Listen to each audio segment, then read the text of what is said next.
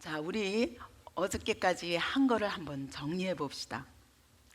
사도행전 1장에서는 무슨 얘기예요? 여러분이 4페이지 한번 보세요. 4페이지 보면 자, 1장부터 생각해 봅시다. 1장에서 무슨 얘기였죠? 예수님이 부활하신 후에 40일 동안 제자들과 함께 하시면서 무엇을 명령하셨습니까? 두 가지 명령하셨어요. 뭐? 첫째, 가서 모든 족속에게 제자를 삼으라. 그게 하나님 나라의 일을 말씀하신 얘기예요.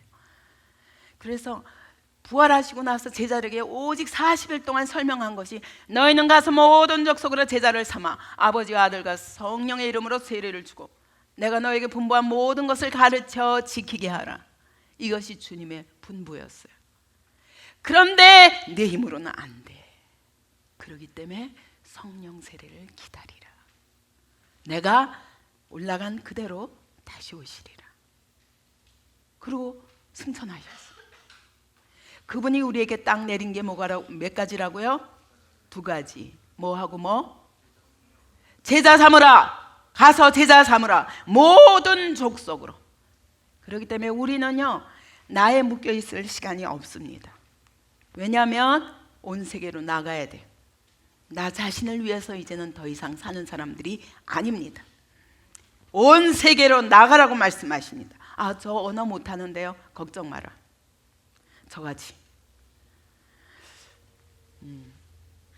언어가 중요한 게 아니라 성령 받으면 성령 안에서 어느 땅에 가든지 하나님이 일하십니다. 그러므로 너희는 두 번째 뭐 하라고요? 성령 세례 받으라. 기다리라. 그러기 전에는 예루살렘을 떠나지 말라. 그게 1장의 부탁이었어요. 그래서 승천하시고 나서 열흘 동안 전혀 기도에 힘썼어요. 기다리면서 기도하다 보니 우리의 부족을 알게 되었어요. 12수에서 한 수가 모자라네. 그래서 마띠아를 세웠습니다. 그리고 하나님, 이제 구약의 이스라엘은 실패했지만 예수 그리스도로 말미암아 새 이스라엘을 세우시니 감사합니다. 그 새 하나님의 나라, 이 나라는 유대인만의 나라가 아니에요. 모든 이방 족속까지 땅 끝까지 이르러 그런 새로운 하나님 나라를 세울 걸 약속하시는 것입니다. 그래서 준비하고 있다 보니 드디어 오순절날 2장에 와서 성령께서 강림하신 거예요.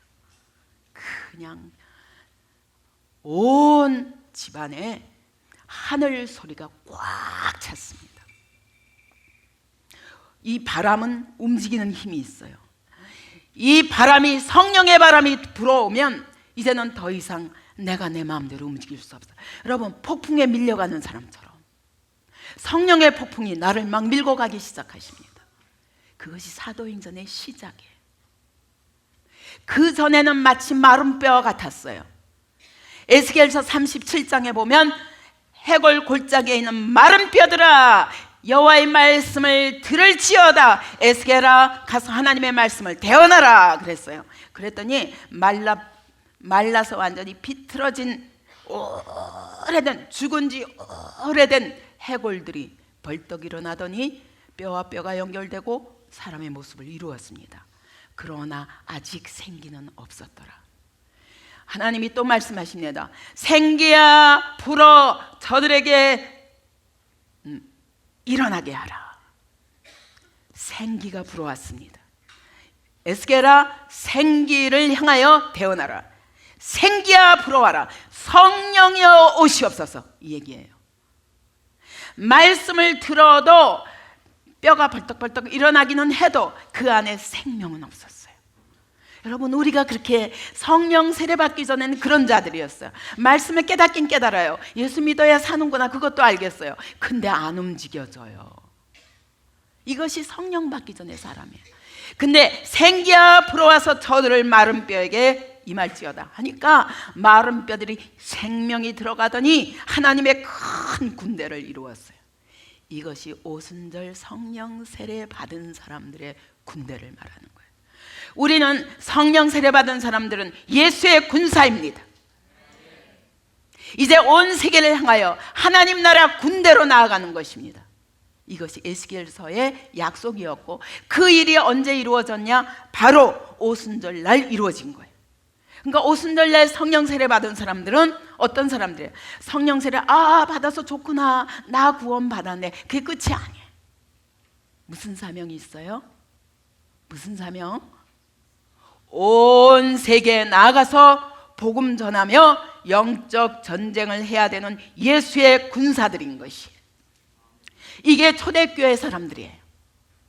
그래서 120명이 그냥 그 입에서 성령 받자마자 이 혀가 바뀌면서 하나님의 큰 일을 말하기 시작했는데 15개국어로.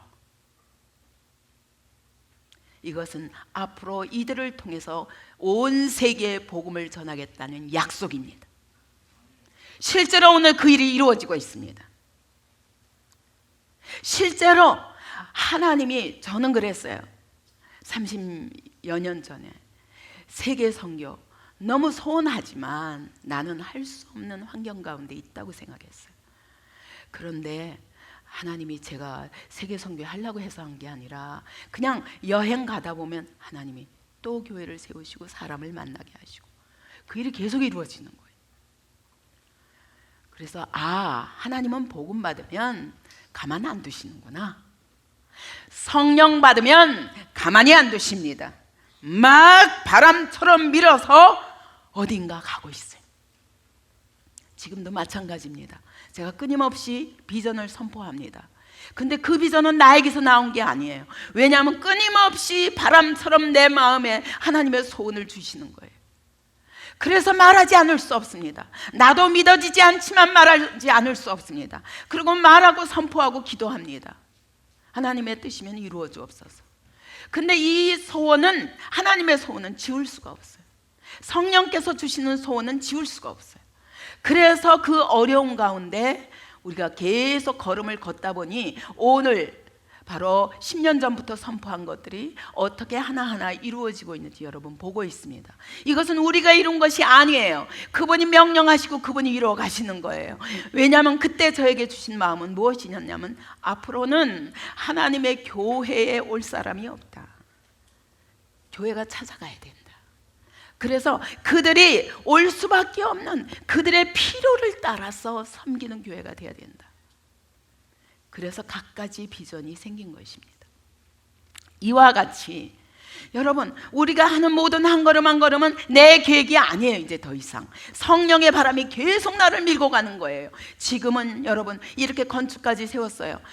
나는 할 수 없어. 내가 어떻게 해. 여러 가지, 나부터 아무것도 없는데 어떻게 해. 그러나 하나님이 하지 않을 수 없도록 몰아가셨어요. 그래서 여기까지 왔습니다. 많은 어려움을 안고 여전히 아직 해결해야 할 많은 문제들을 아는 채로 여기까지 왔습니다. 그러면 이제부터 이거 채우느라고 정신없어야지. 이제 어떻게 해결하지? 라고 생각해야 할 이 시점에 하나님은 또 다른 비전을 제 가슴에 부어주는데, 그것이 세계 선교입니다. 온 세계로 나가라. 주님, 제가 순종하겠습니다만 그러나 이것 좀 해결하고요. 먼저 나가라. 나가면 내가 하리라. 제 가슴에 누구든지 선교사를 만나고 저분은 진심으로 하나님 앞에 하는구나, 그러고 보여지면 후원하고 싶어서 못 견디겠는 거예요. 지금 몇 선교사들을 후원하고 있습니다. 원래 오래전부터 북한 선교를 2군데를 계속 후원해 왔고, CTS도 이 나라가 그래도 복음이 방송으로 해도 전해져야 된다, 그래서 또 후원하고 있고. 그런데 선교사들 보는 대로 돕고 싶고 봐서 못 견디겠는 거예요, 내 마음이. 근데 지금 너무 조그만 돈 가지고 돕는 게 너무 괴로워요. 주님, 우리 형편이 그런데 그래도 먼저 해라. 이게 주님의 마음이에요. 여러분, 나 혼자를 위해서 신앙생활하면 여러분은 반드시 죽습니다. 반드시 죽습니다. 대답이 없으시네. 그렇습니다. 그래서 그 20세기 스위스 신학자인 에밀 브루너가 이렇게 말했어요. 자기 생존만을 위한 교회는 저절로 죽는다. 불이 타오름으로 존재하는 것처럼 교회는 성교함으로 존재한다. 여러분, 왜냐하면 주님이 우리에게 주신 마지막 부탁이에요. 성령 받으라. 그리고 나가서 땅 끝까지 나가서 예수의 증인으로 살라. 사실은 여러분, 이것을 하기 위해서 여러분 직장 다니시는 거예요. 이것 하기 위해서 여러분 다 수고하는 거예요. 이거 하기 위해서 사업도 하는 거예요. 이것이 여러분의 목표가 되기 바랍니다. 그럴 때 우리 주님이 후원해 주실 것입니다. 주님이 후원해 주시지 않으면 이 교회가 여기까지 올 수가 없었습니다. 다 저 교회는 1년 만에 무너지리라 아주 조롱했습니다. 그러나 하나님이 여기까지 인도하셨습니다. 그것은 주님이 기뻐하시는 그 소원을 이루기 위해서 모든 목표를 거기에 맞추고 주님이 인도하옵소서. 난 가진 것은 없지만 순종하겠습니다. 이게 바로 초대교회. 사도행전 2장에서 성령이 강림하시자마자 무슨 일이 일어났어요? 완전히 하나님의 큰일을 모든 120명의 입에서 각 15국어로 막 선포하니까 그 자리에서 저 디아스포라들이 세계 각지에서 온 모든 사람들이 복음을 듣게 되었어요. 그때 사람들이 두 반응이었어요. 미쳤구나. 술 먹었네. 술 취해가지고 저러는 거야. 싸구려 술 먹고 막걸리 먹고 지금 완전히 취한 거야. 개의치마. 쓸데없는 인간들이야. 근데 한쪽에서는 이게 무슨 일이냐 놀랐어요. 이 두 부류의 사람들을 향하여 베드로가 복음을 전할 때 그날에 몇 명이 변화되었다고요? 3,000명이 변화되었습니다. 이것이 교회가 된 것이에요. 성령이 강림하시면, 성령께서 그 자리에 임하시면 교회가 세워지는 것입니다. 여러분, 홍콩 교회, 그리고 베이징 교회, 뉴저지 교회 다 어렵습니다. 여러분 안에 계신 성령님을 지금 보지 않고 있기 때문입니다. 그분을 의뢰하지 않기 때문입니다. 처음에 시작은 뜨거움으로 했지만 가면 갈수록 점점 힘을 잃어갑니다. 왜 그렇습니까? 여러분, 우리 안에 임재하셔서 이 교회를 세우신 주님을 계속 붙잡고 그분의 뜻을 이루기 위해서 나를 헌신하여 대가집을 하지 않으면 이것은 금방 사라집니다. 다시 붙드시기 바랍니다. 두세 사람이 내 이름으로 모인 그곳에 나도 그들 중에 있으리라. 여러분의 육신의 눈으로는 보이지 않을 것입니다. 그러나 믿음으로만 볼 수 있습니다. 여러분이 믿음의 안테나를 꺼버리면 그분이 안 보이시고 우리가 왜 이 짓을 하고 있는 거야? 그냥 쉽게 아무 교회 나가서 다니고 있지. 아니 목사님도 없는데 우리 보고 어떡하라는 거야? 여러분 안에 성령님이 계십니다. 여러분 안에 계신 성령님께서 친히 일하심을 믿고 대가지불하십시오. 그때 여러분의 삶에 이 사도행전의 역사가 일어날 것입니다. 그래서 여러분 은혜 받는다고 모든 사람이 다 저절로 순종되는 건 아니에요. 내 자유의지를 작동하지 않으면 여러분의 삶에 이런 사도행전적 역사가 안 일어납니다. 이걸 위해서 주님이 성령 받으라 말씀하신 것입니다. 그래서 2장에서 교회가 탄생합니다. 그런 교회가 탄생하니까 어때요? 이제 모여서 복음 전하며 서로 말씀을 날마다 배우고 그리고 기도하고 교제하고 떡을 떼고 서로의 모든 필요를 나눠주며 어마어마한 한 공동체, 이 공동체야말로 하나님 나라인 것입니다. 비록 그 땅에 많은 사람들이 있었지만 그러나 거기 120명 플러스 3,000명, 3,120명이 바로 교회인데 이들이 어마어마한 온 세계를 향하여 세상을 변화시키는 놀라운 새로운 일을 시작하는 것입니다.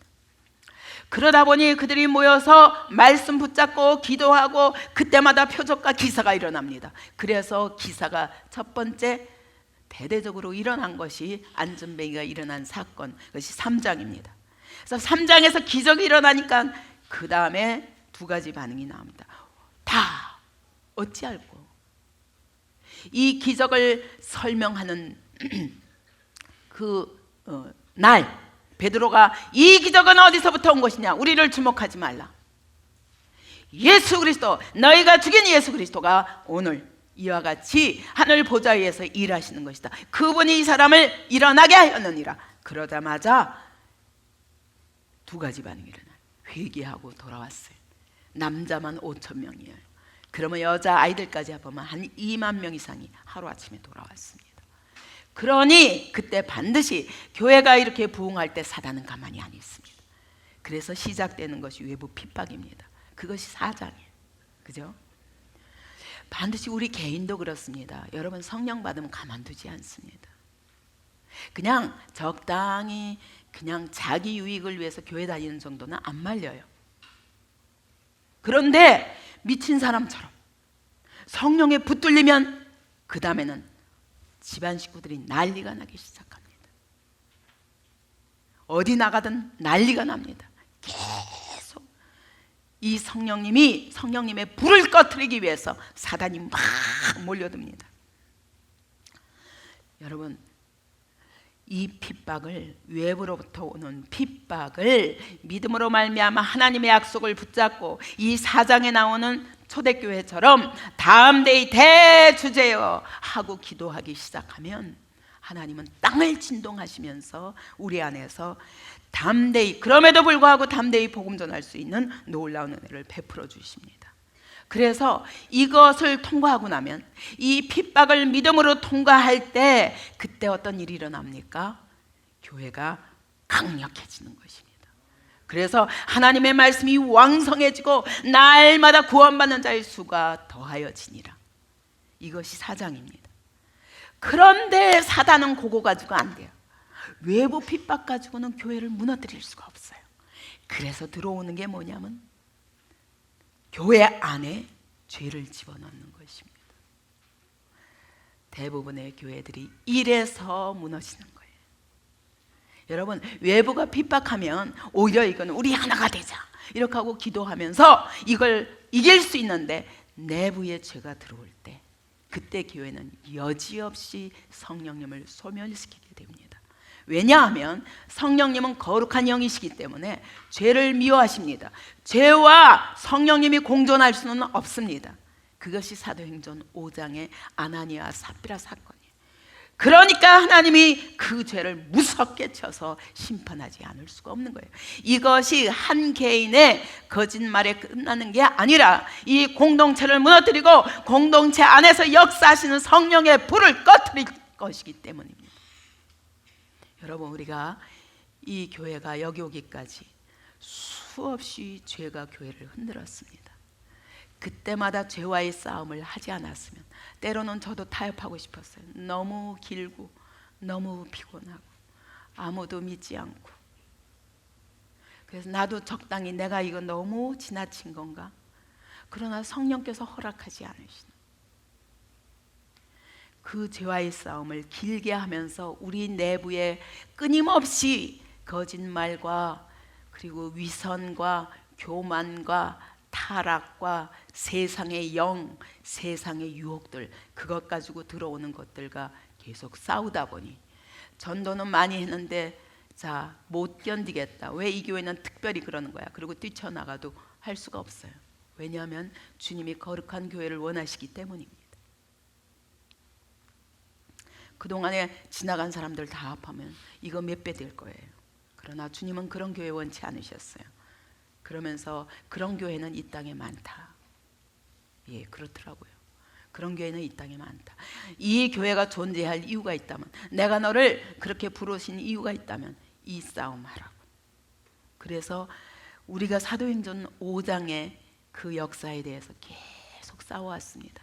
그 다음에 6장 앞에까지 뭐가 나옵니까? 또 내부에 갈등이 생깁니다. 서로 원망하고 불평하고 분열 위기에 놓였습니다. 이 분열을 어떻게 하느냐? 여러분, 교회 안에 그렇습니다. 어느 교회든 보면은 그 안에 성도와 성도 간의 갈등이 다 있어요. 그죠? 그것이 얼마나 교회를 무력화합니까? 그때 사도들은 뭘 했냐? 본질로 돌아갔습니다. 그래서 말씀과 기도에 전무하리라. 그리고 이 행정은 너희들이 맡아라. 그래서 세운 것이 집사인 것입니다. 여러분, 집사의 사명을 다하시기 바랍니다. 그래서 이제까지 집사였던 사람들 이번에 다 정리했어요. 이번에 세운 사람들은 진짜 집사 같은 자리에 놓여야 됩니다. 교회가 정말 말씀의 종들이 말씀과 기도에 전무하여 이 교회의 본질을 회복하게 하는 것이 문제의 해결입니다. 여러분, 그걸 사람과의 관계로 해결해 보려고 하면 안 돼요. 이걸 행정적으로 어떻게 해서 해결해 보려고, 그것 가지고 해결되지 않는 것이 우리의 죄입니다. 죄는 말씀과 성령으로만 없어집니다. 그래서 바로 사도들이 말씀과 성령의 기도로 전무하니까 그때 말씀이 왕성하면서 제자들이 막 세워져서 세워진 제자 중에 하나가 스데반인 거예요. 그 스데반이 얼마나 놀라운지 이건 목사 이상가는 집사인 거예요. 그는 행정력도 뛰어났고 그리고 말씀도 뛰어났고 경건의 능력이 뛰어나서 가는 곳곳마다 권능이 일어났어요. 목사보다 나은 집사죠. 저는 여러분이 이런 집사들 되시기 바랍니다. 이런 평신도들 되시기 바랍니다. 안디옥 교회를 세운 사람도 이름이 없어요. 구레네로부터 구브로로부터 온 몇 사람, 그게 전부예요. 그 사람들이 어마어마한 교회를 세웠는데 그것은 사도들이 세운 교회보다 더 놀라운 교회를 세웠습니다. 그래서 우리가 처음 북경에서 교회를 주님이 세우셨기 때문에 억지로 세우셨어요. 진짜 저는 끝까지 그냥 아니라고, 제가 여기 떠나야 되는데 어떻게 교회를 세웁니까? 근데 그때 주님이 하신 말씀이 그러면 어떤 교회를 세워야 됩니까? 안디옥 교회 같은 교회를 세워요. 그래서 북경 안디옥 교회가 됐던 거예요. 근데 그 사명을 가슴으로 받은 사람과 그냥 이름만 받은 사람은 다르니까 그 이름이 유지되기가 어려웠습니다. 그 이름이 딴 교회로 갔습니다. 그래서 우리가 더빅교회로 바꾸게 된 것입니다. 어쨌든 이래서 이 내부 갈등의 문제도 사도들이 본질로 돌아가니까, 말씀과 기도로 돌아가니까 교회의 권능이 회복되고 제사장 중에 허다한 무리가 주의 도에 그리스도께 복종했다고 말씀합니다. 유대교 중에 많은 사람들이 개종했다고 말씀합니다. 그때는 수만 명의 교회가 된 것입니다. 이러면서 스데반 같은 집사가 일어나서 회당에서 바로 시비를 거는, 기독교가 막 표적과 기사가 일어나가, 스데반을 통해서도 막 표적과 기사가 일어나니까 시기 질투해가지고 회당에서 시비를 걸었습니다. 사울이 걸었고 거기에 있는 저 이방 땅에서부터 이 예루살렘에 와가지고 자기네들의 회당을 따로 만들었던 그 열심 있는 율법주의자들, 유대 교인들, 이 사람들이 시비를 걸어왔습니다. 그러니까 처음에는 대제사장과 서기관과 바리새인과 성전 맡은 자들이 시비를 걸었는데 지금은 그것이 더 보편적으로 유대 교인들이 다 같이 시비를 걸어왔어요. 그때 스데반이 설교하는 거예요. 멋있게 설교합니다. 자, 여기까지가 어저께까지가 우리가 한 내용이에요. 그래서 여러분, 우리가 여기서 다시 우리 개인에게 적용하기는, 여러분 성령 받으셨습니까? 그렇다면 여러분이 해야 할 일이 무엇입니까? 가서 전하라. 그런데 내 안에 주저앉아 있으면 교회는 저절로 죽고 여러분 안에 있는 은혜는 저절로 죽을 것입니다. 불이 타올라야 됩니다. 계속 이 불이 꺼지지 않으려면 여러분 복음 전해야 됩니다. 이것이 제가 여기까지 살아있을 수 있는 37년 동안 변함없이, 아니 날마다 더 주께 가까이 갈 수 있는 은혜가, 저는 이 불을 꺼트리지 않기 위해서 어쨌든 하기 싫어도 하라는 거 계속 해왔어요. 그러니까 꺼질 수가 없어요. 그래서 존재하고 있습니다.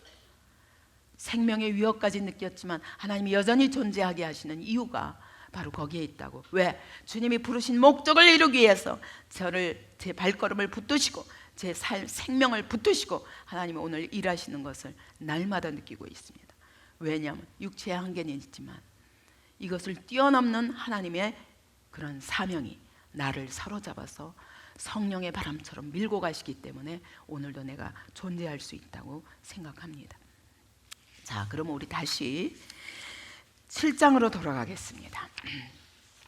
그래서 여러분 이걸 꺼트리지 마시고 계속 하는데, 여러분 전하다 보면 뭐가 온다고요? 두 가지가 옵니다. 사단의 방해가 두 가지로 와요. 첫째 외부 핍박. 이거는 여러분 두려워하지 마세요. 왜냐하면 핍박 속에서 하나님의 약속의 말씀을 붙잡고 순종할 때 뭐가 일어나요? 기적이 일어나요. 그 기적 때문에 내가 더 강력해지는 거예요. 이게 저의 믿음이었습니다. 저는 시작부터가 엄청난 핍박으로 시작됐기 때문에 저한테는 핍박과 그리고 조롱과 이런 방해가 37년 동안 그쳐본 적이 없어요. 근데 그러면 그럴수록 내가 주님을 의뢰하고 할 때마다 하나님이 나에게 기적을 맛보게 하셨어요. 원망할 때도 많았지만 그럼에도 불구하고 순종했더니 그것이 기적으로 바뀌는 것을 수없이 경험했습니다. 근데 여러분, 이렇게 외부 핍박은 이기기가 쉬워요, 그죠? 그래도 내가 주님을 의지하고 주의 사명을 붙잡고 순종할 때 기적과 표사가 일어나니까. 그런데 두 번째, 어떤 시험이 온다고요? 두 번째, 어떤 시험? 내 안에 죄가 들어오는 거예요. 이제는 그리스도인들이 여러분 시간이 많이 되면 될수록 위선적인 신앙이 됩니다. 그래요, 안 그래요? 여러분 가까이 있는 사람들 한번 보시고 자기 자신을 한번 보세요. 처음에는 그래도 어떻게 해보려고 했는데 아유 안 되는구나 그러고 그 다음에는 그런 척하면서 이 믿음을 그냥 유지합니다. 어차피 하나님이 내게는 은혜 안 주시니까 그냥 이 믿음으로 살아야지. 그러면서 완전히 율법적인 신앙, 위선적인 신앙, 표면적인 신앙, 이것으로 행위로 머무르게 되는 것입니다. 이것이 성령을 소멸하는 거예요. 성령을 소멸하면 그때부터 어떻게 돼요? 힘이 없어집니다. 성령의 바람이 나를 밀고 가셔야 되는데 이제는 바람이 불지 않아요. 내가 꺼트려 버렸거든요. 성령의 불이 나를 막 타오르게 해가지고 내 안에 있는 모든 죄를 태워야 되는데 성령의 불이 꺼져가니까 이 태울 힘이 없어요. 내가 노력해서 이 죄가 꺼지는 게 아니에요. 대부분 개인, 신자 개인도 여기서 죽습니다. 여러분 자신 한번 생각해 보세요. 여기서 죽습니다. 영락없이 여기에서 꺼져버립니다. 그 다음에는 성령의 은혜 말해도 나도 한때 받아봤어. 근데 소용없더라고. 이게 끝이에요. 저는 이러면 그냥 가슴이 터질 것 같아요. 우리 주님은 끊임없이 우리를 가만 내비두지 않으세요. 끊임없이 또 살리고 또 살리라고 계속 은혜를 보시는데 내가 나가지 않아요. 그리고 내가 문을 닫아버려요. 여러분 그릇이 여기 있습니다. 근데 여기다가 뚜껑을 딱 덮어버리면 비가 아무리 와도 여기에 비의 은혜가 들어가겠어요? 안 들어가요. 여러분의 마음 문을 딱 뚜껑을 닫아버리면 성령이 아무리 역사하시는 현장에 있어도 여러분 안에 아무것도 들어가는 것이 없습니다. 이게 사단의 방법이에요. 왜 뚜껑을 닫느냐? 그래도 살만하거든. 그래도 살만한 사람은 뚜껑 덮어도 별로 아쉬움이 없어요. 그러나 살 수 없는 사람은 내가 여기서 살 수 없다라고 생각하는 사람은 뚜껑을 덮을 수가 없어요. 죽을 것 같아요. 죽을 것 같아요. 이게 은혜인 줄 압니다. 이 은혜를 사모하세요. 여러분 지금 살만합니까? 살만합니까? 예, 육으로는 살만할지 모르지만 여러분 영은 죽어가고 있는 거예요. 아니 이미 불이 꺼져버린 거예요. 이런 자리에 놓이지 아니하도록 여러분 정말 하나님의 은혜를 사모하시기 바랍니다. 이것이 사도행전의 주제인 거예요. 네 힘으로는 안 돼. 근데 성령의 바람이 부시면 돼. 성령의 바람에 밀려가봐 라고 말씀하시는 거예요. 자, 우리 7장을 한번 여러분 이제 읽을 수 없습니다. 너무 시간이 없어서. 그러므로 이렇게 제가 설명하겠습니다. 자, 이제 스데반이 설교를 시작합니다. 스데반의 설교의 내용이 뭐냐? 이거예요. 아브라함 생각해봐라. 아브라함이 원래 어디서 하나님을 만났는가? 여러분 이스라엘 백성이 지금 유대교인들이 주장하는 게 뭐예요? 성전과 율법 그거잖아요. 성전과 율법 이걸 해야 돼. 성전에서 제사 드려야 돼. 왜 근데 너희는 제사를 안 드리는 거야? 제사 드릴 필요 있어요? 그리스도인들이? 예? 아니 예수 믿은 사람들이 제사 드릴 필요 있어요? 그 제사는 이미 예수께서 다 드려주셨어요. 그러므로 이제는 뭘 하면 돼요? 예수 그리스도의 이름을 믿고 그분이 다 이루신 제사를 이제는 찬양하며 그 복음을 선포하는 것밖에 할 게 없어요. 그러니까 성전 제사를 안 드리는데 이걸 꼴을 못 봐주는 거예요, 유대교인들이. 그래가지고 왜 성전에 안 와? 왜 성전에서 제사를 안 드려? 이게 문제고, 그 다음에 율법. 자, 이거 하지 마라, 저거 하지 마라, 안식일에 몇 미터 이상은 가지 마라, 온갖 율법이 613가지나 있는데 이거는 너희는 왜 안 지키는 거야?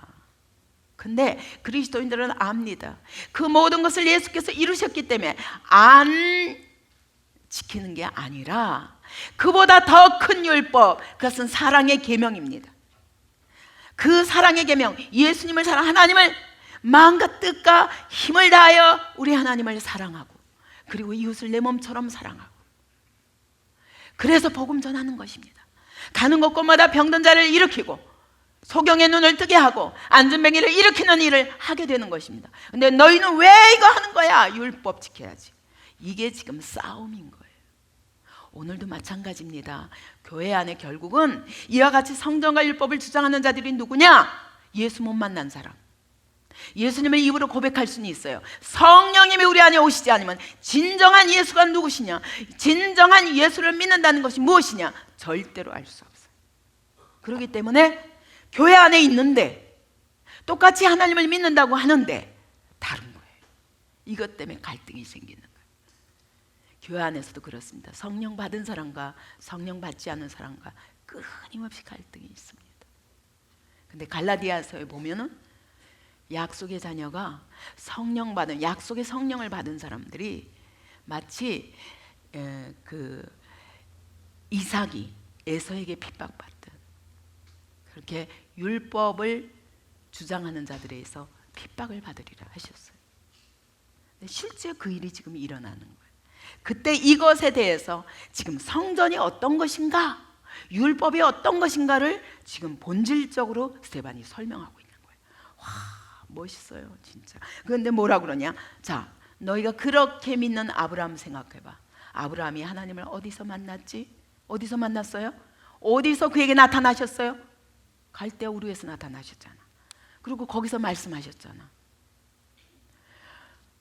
그분이 나타나셔서 말씀하시는 그곳이 성전이야. 그때는 아브라함에게는 갈대아 우르가 성전이었어. 그 얘기예요. 그러다가 내가 지시할 땅으로 가라. 그 땅도 계속 계시지 않았어요. 가라. 그래서 어디로 가는지 모르고 따라가다가 하란에 갔어요. 그 하란에서도 함께 계셨어요. 그리고 또 계속 가라 그래가지고 가나안 땅까지 갔어요. 그랬는데 가나안 땅에 갔는데 하나님이 내가 네 후손을 또 다른 땅으로 보내리라. 그것이 애굽이었어요. 애굽에서 430년 동안 노예가 되리라 예언하셨어요. 그러면서 그에게 할례를 주었어요. 할례는 이때부터 생긴 거예요. 그거는 약속이었어요. 어떤 약속? 내가 너와 네 후손을 축복하여서 천하만민의 복의 근원이 되게 하리라가 할례의 약속의 근원이, 그 의미예요. 그러면 여러분, 내가 복 받는 게 끝이 아니라 천하만민에게 복음을 전해야지. 이것이 할례예요. 근데 그들은 왜 이방인들에게 너는 할례를 안 지키고 율법을 안 지키니 구원을 못 받는다 이러는 거예요. 여러분, 우리가 똑같은 신앙을 가져도 얼마나 주님의 눈으로 보면, 성령의 눈으로 보면 답답한 신앙생활을 하고 있는지 우리 각자의 모습을 볼 수 있기 바랍니다. 지금 스데반이 그걸 설명하고 있는 거예요. 하나님이 또 다른 땅으로 가래. 그러더니 드디어 어느 날 요셉을 종으로 팔려서 애굽 땅에 가게 하셨어요. 그랬는데 9절에 보니까 그 애굽에 팔았는데 하나님이 그와 함께 계셨어요. 요셉의 성전은 어디냐? 애굽 땅이었다는 거예요. 하나님이 인지하셔서 그와 함께 하시며 그를 노예의 자리에서 어디까지? 애굽의 총리까지 세웠잖아.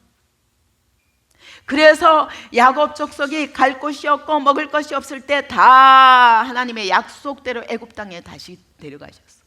그 애굽 땅이 바로 또 성전이었어. 왜? 그 애굽 땅에서 그 민족이 중다하게 하나님이 번성하도록 축복하셨어요. 그래서 야곱도 애굽으로 내려갔어요. 그러나 그 시체는 어디다 묻었냐? 세겜 땅에 묻었어요.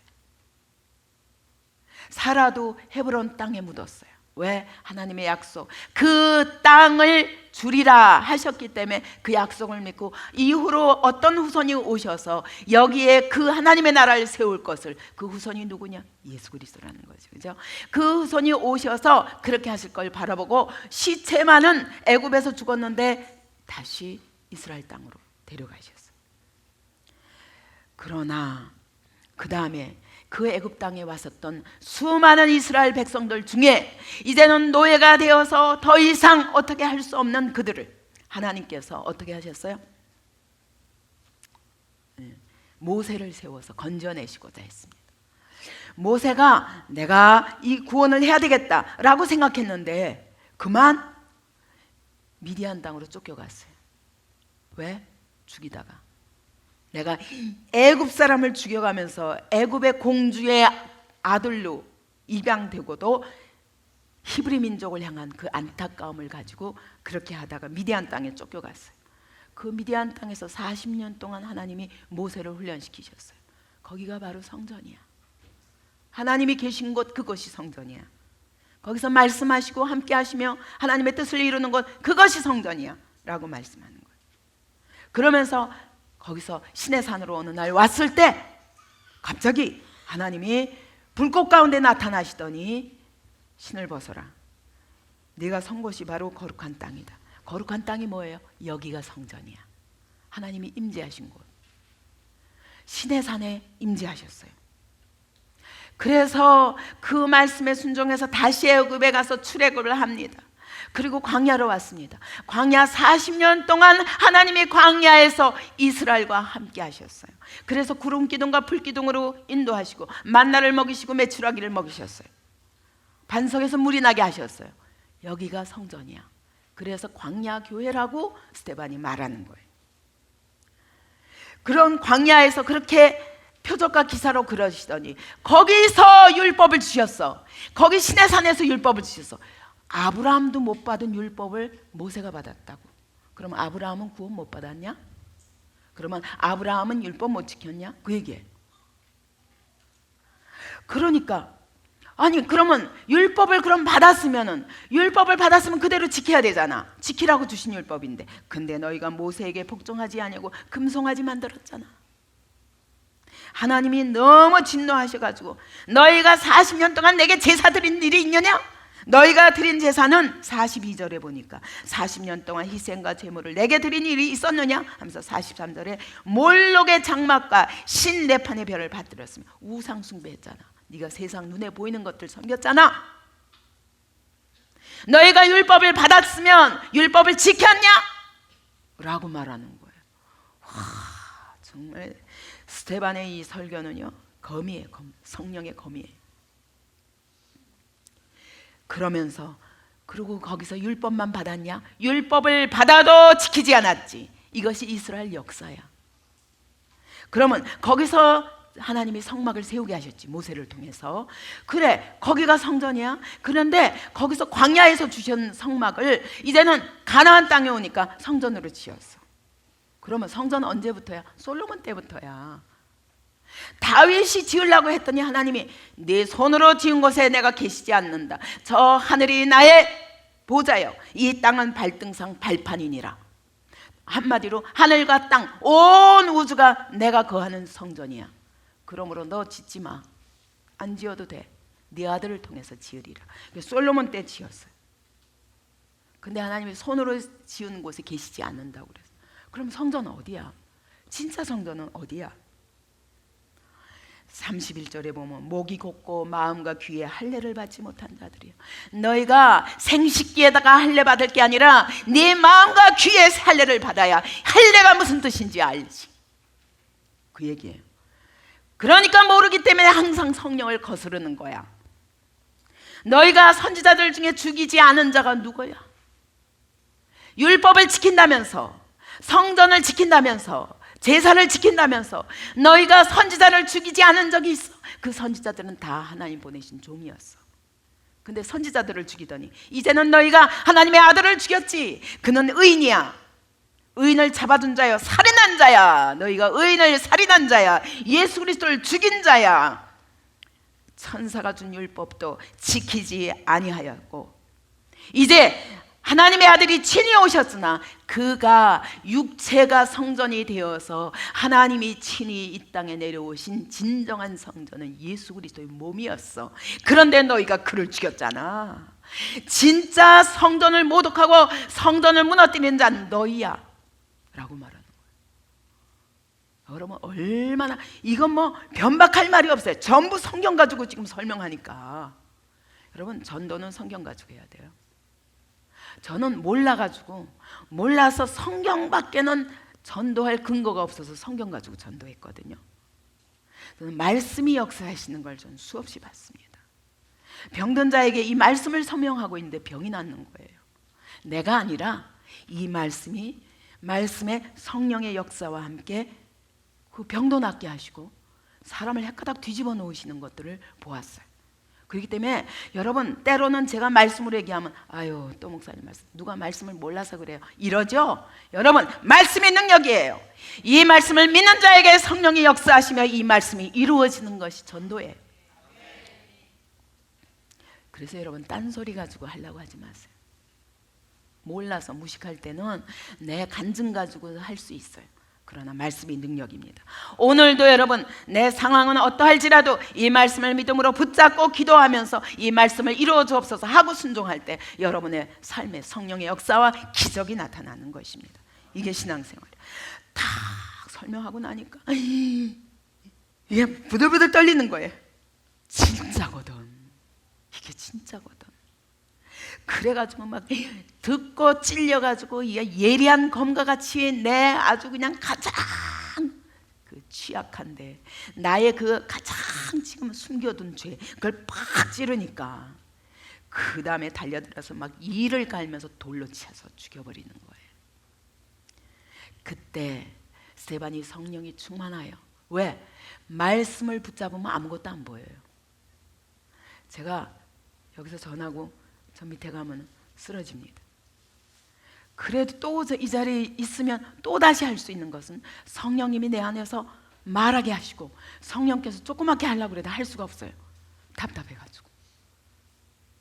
여러분의 영혼이 잠들까 봐, 여러분의 영혼을 깨우기 위해서 성령님이 얼마나 안타까이 여기시는지, 그래서 자꾸 소리 지르게 돼. 사로잡히면 아무것도 안 보여요. 그 말씀에 대한 확신과 그 말씀 속에 있는 그 주님의 약속과 이것 때문에 완전히 사로잡혀 주님 한 번밖에 안 보여요. 그래 보니까 하늘을 우러러 보니 우리 주님이 두 팔 벌리고 일어나셨어요. 스데반아, 내가 여기 있다. 내가 네 편이다. 내가 안다. 맞다. 네가 잘 증거하였느니라. 너무너무 멋있잖아요. 얼마나 행복했겠어요. 돌 맞아 죽으면서도 천사 같은 얼굴이 될 수밖에 없었어요. 그뿐만 아니라 이 은혜를 모르고 하늘이 열리고 인자를 바라보고 그분이 오늘 나를 환영하시는 그 모습을 보는 그 스데반이 그 가슴 속에 돌을 치는 그들을 향하여 아버지여, 저들의 죄를 저들에게 돌리지 마옵소서. 몰라서 그럽니다. 몰라서 그럽니다. 돌 맞아 죽으면서도 용서할 수 있는 거예요. 그때 아버지여, 내 영혼을 받으시옵소서. 어떤 사람은 이렇게 이야기합니다. 어거스틴이 그랬어요. 스데반이 기도하지 않았더라면, 아버지여 저들의 죄를 저들에게 돌리지 마옵소서 라고 기도하지 않았더라면 사울은 결단코 변할 수 없었을 것이다. 다시 말하면 스데반의 그 피 흘리며 한 기도 응답이 사울이다 라고 말씀하시는. 오늘도 마찬가지입니다. 한 영혼을 완전히 헷가닥 변화시키기 위해서 누군가는 피를 흘려야 됩니다. 누군가는 대가 지불을 해야 됩니다. 이것이 그리스도인의 삶이에요. 그래서 바로 그때 사울이 목격한 스데반의 모습은 잊어버릴래야 그 후로 계속 잊어버리지 못했을 것이다. 그것이 결국 그로 하여금 제2의 스데반이 되게 하였다라고 얘기합니다. 스펄전 목사님은 그럽니다. 스테반의 죽음의 씨앗이 싹이 터서 사울이 되었다 라고 말합니다. 여러분, 이것이 순교자의 상입니다. 하나님이 너무너무 기뻐하시는 거예요. 자, 8장으로 갑니다.